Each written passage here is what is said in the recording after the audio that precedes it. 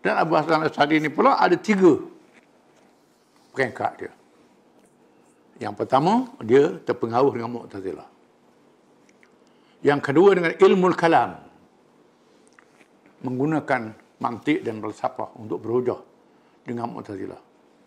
Yang ketiga, dia kembali ke pandangan salaf, berpegang pada zahir ayat-ayat Quran. Ini nyata dalam kitab Al-Ibanah karangannya. Rojok kitab karangan Abu Hasan al-Asy'ari, kitab Ibanah, menunjukkan bahawa dia terpengaruh di akhirnya dengan mazhab salaf. Di Abu Hasan al-Asy'ari, dia tahun ke-300 Hijrah. Timbul mazhab dia untuk menghadapi masalah. Tanpa dinafi, Abu Hasan al-Asy'ari ini adalah seorang mujaddid. Abu Mansur al-Maturidi seorang mujaddid. Dan kita kena ingat Abu Hasan al-Asy'ari ini, dia ada 3 peringkat. Yang pertama, peringkat dia ikut Mu'tazilah. Ikut ayat tiri dia.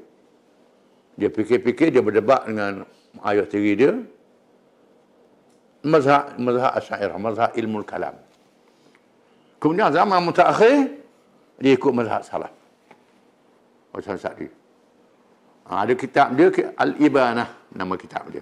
Baca Al-Ibanah ni. Kalau kita baca kitab Al-Ibanah, karangan Abu Hasan Sa'di, kita akan dapati bahawa dia peringkat mutaakhir, dia ikut mazhab salaf. Mazhab salaf. Dan saya harap supaya tuan guru kita dengan ustaz-ustaz ni jangan baca kitab akidah saja, baca kitab tarikh sejarah kena baca. Kena baca kitab As-Sanid, tahu tahun berapa ulama-ulama ni lahir. Begitu juga disebut di dalam kitab Maqalat Islamiyin oleh Abu Hasan al-Asy'ari. Kalau saya buka Al-Ibanah an Usulid Diyanah, orang kata kitab tu dah ditahrifkan, telah dipesongkan. Bukan dia yang tulis, siapa tulis pun tak tahu. Golongan yang mengatakan begitu, dia tidak ada bukti. Okey, saya tak baca kitab tu, saya tak bawa. Kitab tu ada, saya bawa Maqalat Islamiyin. Muka surat 226. Hazihi kisatu jumlati qawli ashabil hadisi wa ahli sunnah.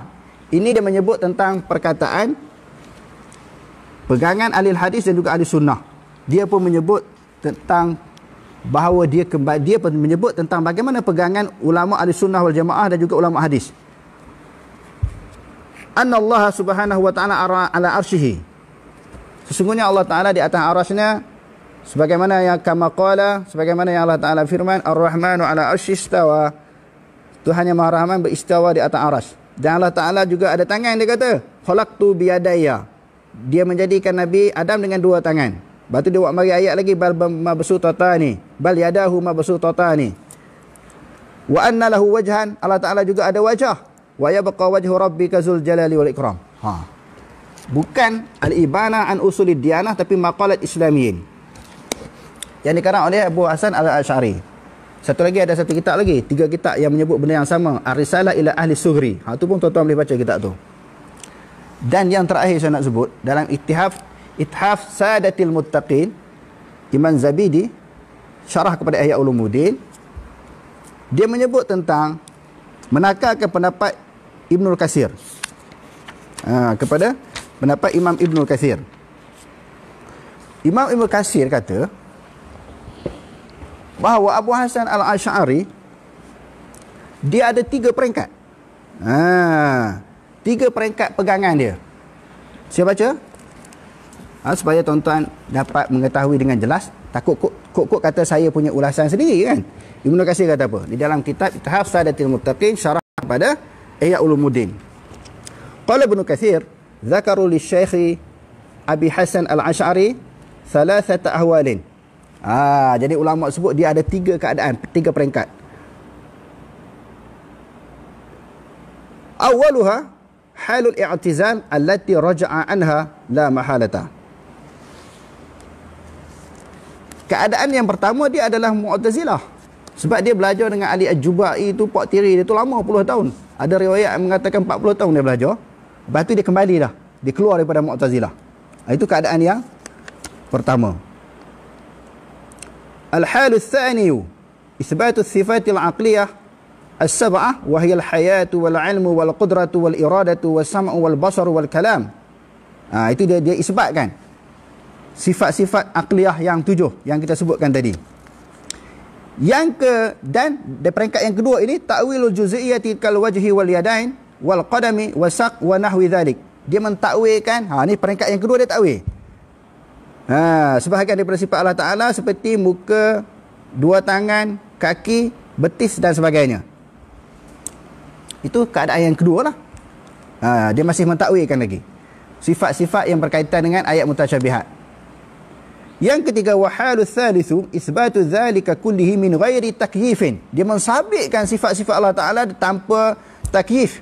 Takyif ni maknanya bagaimana wala tashbih. Tidak mentashbihkan.